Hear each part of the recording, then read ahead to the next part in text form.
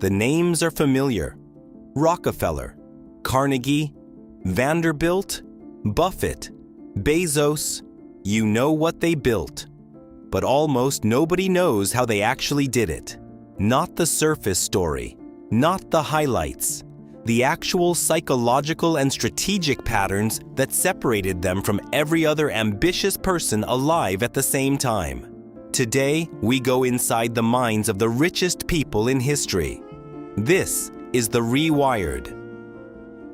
Rockefeller, the system builder.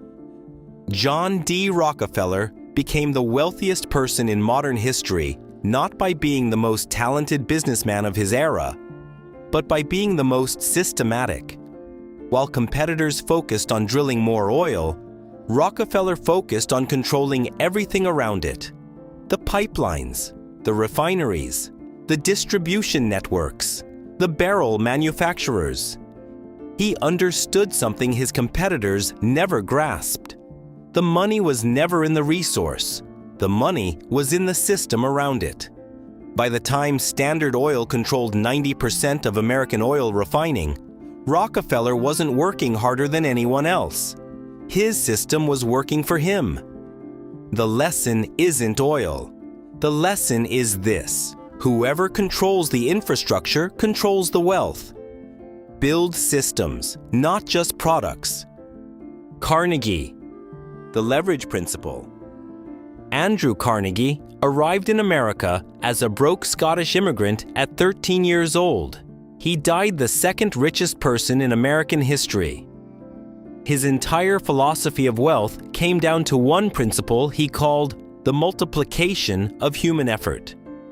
Carnegie understood that one person working hard has a ceiling, but one person who builds a team, who creates structures that multiply the effort of hundreds, has no ceiling at all. He invested obsessively in people smarter than him in every specific domain. He said, "Take away my factories, my steel mills, my railroads. Leave me my people, and in 5 years, I will have it all back." He didn't build steel. He hired the people who could. Leverage isn't just financial. It's human. It's structural.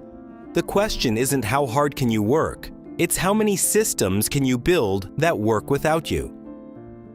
Vanderbilt, the reinvention edge.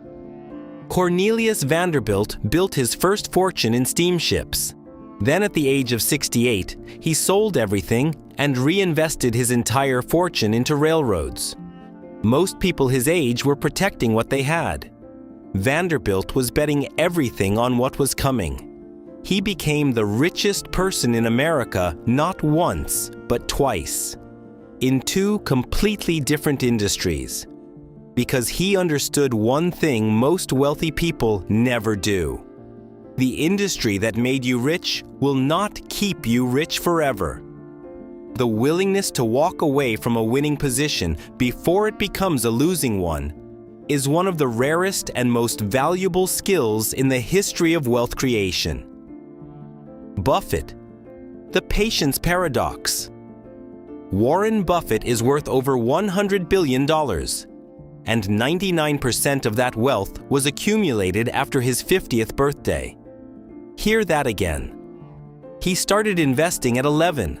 By 50, he was already extraordinarily successful, and yet nearly all of his wealth came after that, purely from the compounding of what he had already built. Buffett has said the secret is simply not to interrupt compounding unnecessarily. No dramatic pivots, no chasing trends, no selling great businesses to buy slightly better ones. Just patience, applied for long enough that the mathematics become overwhelming. Most people overestimate what they can build in 5 years and catastrophically underestimate what they can build in 40. Time is not a passive ingredient in wealth creation. It is the active mechanism. Everything else is just setting it in motion. Bezos, the long game. When Jeff Bezos founded Amazon in 1994, he told his early investors not to expect profitability for 5 to 7 years. Most investors walked away. The ones who stayed became extraordinarily wealthy. When making major decisions, Bezos asked himself, "When I am 80 years old, looking back at this moment, will I regret not trying?" Amazon lost money for years. Bezos absorbed enormous criticism from Wall Street, from media, from competitors. He continued anyway, because he was optimizing for the future. The willingness to be misunderstood for long periods of time is one of the most underrated qualities of every person on this list. They were not building for this quarter. They were building for decades. 5 different people, 5 different eras, 5 completely different industries, but the same patterns running through all of them. Their relationship with time, with risk, with systems, with patience, was fundamentally different from the people around them. If this gave you a different way of seeing wealth, subscribe, because we're just getting started.